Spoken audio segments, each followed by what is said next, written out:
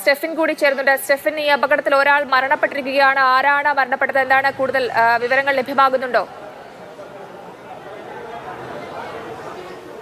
ജയലക്ഷ്മി, ഒടുവിൽ ലഭിക്കുന്ന വിവരമനുസരിച്ച് നെടുമങ്ങാട് ആശുപത്രിയിൽ എത്തിച്ച സ്ത്രീയാണ് മരിച്ചത് എന്നുള്ളതാണ് നമുക്ക് മനസ്സിലാക്കാൻ കഴിയുന്നത്. എന്തായാലും അത് സംബന്ധിച്ചുള്ള ഔദ്യോഗിക സ്ഥിരീകരണങ്ങളൊക്കെ തന്നെ വരേണ്ടതുണ്ട്. 60 വയസ്സുകാരിയായ ഒരു സ്ത്രീ മരിച്ചു എന്നുള്ളതാണ് നമുക്ക് ഒടുവിൽ ലഭ്യമാകുന്ന വിവരം. ആ സ്ത്രീയുടെ വിവരങ്ങളൊക്കെ തന്നെ നമുക്ക് കുറച്ചുകൂടി ഒരു സ്ഥിരീകരണത്തിന് ശേഷം മാത്രമേ പുറത്ത് പറയുവാൻ ഏതായാലും ഈ ഘട്ടത്തിൽ സാധിക്കുകയുള്ളൂ. ഇപ്പോൾ ഞാൻ നിൽക്കുന്നത് മെഡിക്കൽ കോളേജിലാണ്. ഏതായാലും വലിയ ഒരു പ്രവർത്തനം ഈ മെഡിക്കൽ കോളേജിൻ്റെ ഭാഗത്തു നിന്ന് നടക്കുന്നുണ്ട്. കാരണം നമുക്ക് ഈ ദൃശ്യങ്ങളിൽ തന്നെ കാണാം, ഏതാണ്ട് 13ഓളം പേർ, ഇത് 14ാമത്തെ ആംബുലൻസ് ആണ്, അല്ലെങ്കിൽ 13ാമത്തെ ആളാണ് യഥാർത്ഥത്തിൽ ഇങ്ങോട്ടേക്ക് ഈ അപകടം പറ്റി എത്തുന്നത്. ഓരോരുത്തർക്കും വേണ്ടി പ്രത്യേകം ഈ കാഷ്വാലിറ്റിയിൽ പ്രത്യേക സംവിധാനങ്ങൾ ഓരോ രോഗികൾക്കും വേണ്ടി ഒരുക്കുന്നതിന് ആരോഗ്യമന്ത്രി നിർദ്ദേശം നൽകിയിരുന്നു.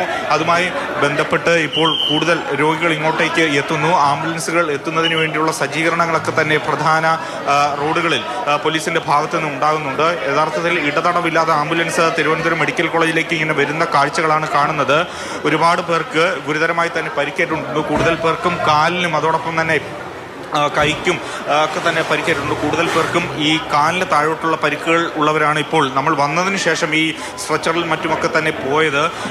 ഇപ്പോൾ കൂടുതൽ രോഗികൾ ഇങ്ങോട്ടേക്ക് വരുന്നുണ്ട്. അവർക്കെല്ലാം പ്രാഥമികമായി മറ്റ് ആശുപത്രികളിലൊക്കെ ഒരുപക്ഷെ ചികിത്സ നൽകിയതിനു ശേഷമായിരിക്കാം ഒരു വിദഗ്ധ ചികിത്സയ്ക്ക് വേണ്ടി തിരുവനന്തപുരം മെഡിക്കൽ കോളേജ് ആശുപത്രിയിലേക്ക് കൊണ്ടുവരുന്നത്. ഇവർക്ക് ഒരുപക്ഷെ നെടുമങ്ങാടോ അല്ലെങ്കിൽ മറ്റ് സ്വകാര്യ ആശുപത്രികളിലോ ഒക്കെ അവരെ കൊണ്ടുചെന്ന് പ്രാഥമികമായി അവർക്ക് ഒരു ശുശ്രൂഷകളൊക്കെ തന്നെ നൽകിയിരുന്നു. അതിനുശേഷമാണ് ഇങ്ങോട്ടേക്ക് എന്നുള്ളതാണ് നമുക്ക് മനസ്സിലാക്കാൻ കഴിയുന്നത്.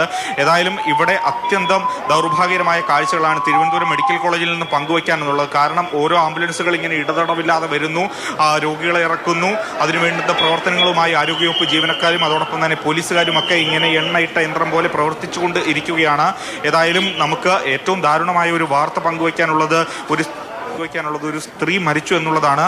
അത് സംബന്ധിച്ചുള്ള ഔദ്യോഗികമായ സ്ഥിരീകരണങ്ങളൊക്കെ തന്നെ ഇനി ഏതായാലും കൃത്യമായി വരേണ്ടതുണ്ട്. ഇപ്പോൾ ഏതാണ്ട് 15ലേറെ പേരെയാണ് ഇപ്പോൾ ഇവിടെ കൊണ്ടുവന്നിരിക്കുന്നത്.